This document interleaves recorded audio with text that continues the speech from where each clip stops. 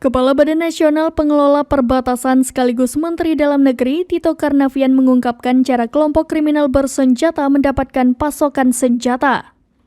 Saat ditemui usai menghadiri rapat koordinasi pengendalian pengelolaan perbatasan negara tahun 2023 di Jakarta Utara pada Kamis 25 Mei 2023, ia mengatakan bahwa sebagian besar senjata itu adalah senjata rampasan dari aparat yang lengah. Selain itu, ex-Kapolda Papua ini juga mengungkapkan pasokan senjata dan amunisi KKB juga dapat dari sisa konflik di Ambon. Tito menyampaikan hal itu berdasarkan pengalamannya melakukan penangkapan. Ia mengatakan pernah ada konflik senjata di Ambon, namun pasokan senjatanya masih disimpan bahkan diperjualbelikan. Ex-Kapolri itu juga mengungkapkan senjata KKB diantaranya juga dipasok dari negara Filipina Selatan.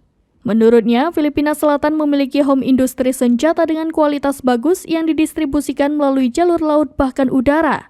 Kemudian dari temuan Polri, adanya pasokan senjata dari Papua Nugini melalui jalan tikus, namun kasusnya sangat kecil.